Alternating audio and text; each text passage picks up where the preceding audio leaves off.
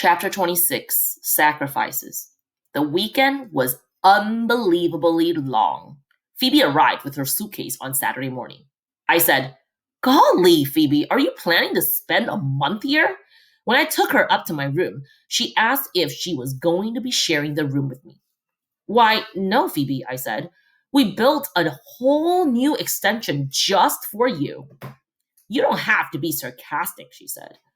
I was only teasing Phoebe, but there's only one bed. Good powers of observation, Phoebe. I thought you might sleep downstairs on the couch. People usually try to make their guests comfortable. She looked around my room. We're going to be a little crowded in here, aren't we? I did not answer. I did not bash her over the head. I knew why she was acting this way. She sat down on the bed and bounced on it a couple times. I guess I'll have to get used to your lumpy mattress. Sal, mine is very firm. A firm mattress is much better for your back. That's why I have such good posture. The reason you slouch is probably because of this mattress. Slouch? I said. Well, you do slouch, Sal. Look in the mirror sometimes. She mashed on my mattress. Don't you know anything about having guests? You are supposed to give your guests the best that you have. You're supposed to make some sacrifices, Sal. That's what my mother always says. She says in life, you have to make some sacrifices. I suppose your mother made a great sacrifice when she took off, I said. I couldn't help it. She was really getting on my nerves.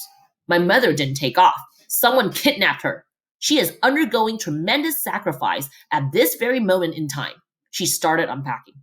Where shall I put my things? When I opened up my closet, she said, What a mess! Do you have some extra hangers? Am I supposed to leave my clothes jammed up in the suitcase all weekend?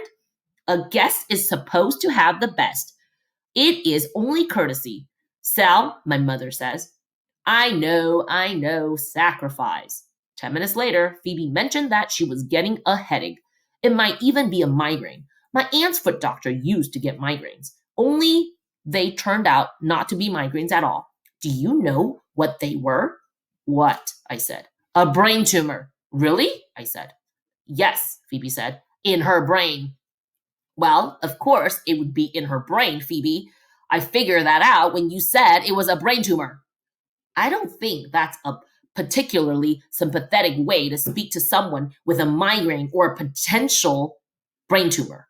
In my book was a picture of a tree. I drew a round head with curly hair, put a rope around the neck, and attach it to that tree.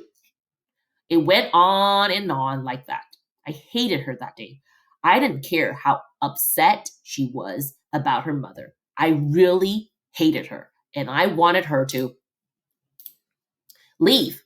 I wonder if this was how my father felt when I threw all those temper tantrums. Maybe he hated me for a while. After dinner, we walked over to Mary Lou's. Mr. and Mrs. Finney were rolling around on the front lawn in a pile of leaves with Tommy and Dougie, and Ben was sitting on the porch. I sat down beside him while Phoebe went looking for Mary Lou. Ben said, Phoebe's driving you crazy, isn't she? I like the way he looked right into your eyes when he talked to you. Extensively, I said. I bet Phoebe is lonely. I don't know what came over me, but I almost reached up and touched his face. My heart was thumping so loudly that I thought he would be able to hear it. I went into the house. From the back window, I watched. Mrs. Finney climbed a ladder placed against the garage on the roof.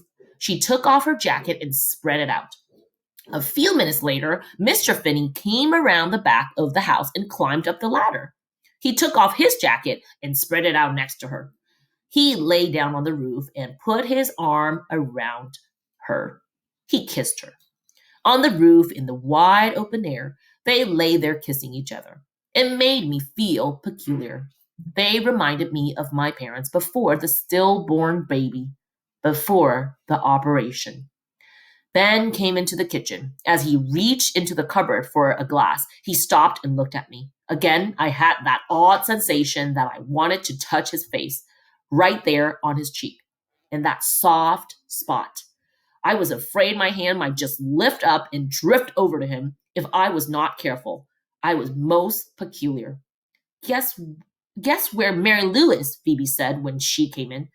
She's with Alex on a date. I had never been on a date. Neither, I assume, said Phoebe.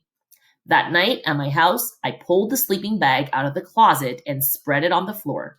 Phoebe looked at it as if it were a spider. Don't worry, I said. I'll sleep in it.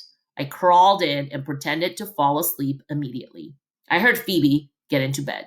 A little later, my father came into the room. Phoebe, he said, is something the matter? No, she said. I thought I heard someone crying. Are you okay?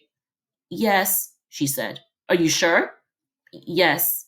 I felt bad for Phoebe. I knew I should get up and try to be nice, but I remember when I had felt like that, and I knew that sometimes you just wanted to be alone with the birds of sadness. Sometimes you had to cry by yourself. That night, I dreamed that I was sitting on the grass peering through a pair of binoculars. Far off in the distance, my mother was climbing up a ladder. She kept climbing and climbing. It was a thumpingly tall ladder. She couldn't see me, and she never came down. She just kept on going.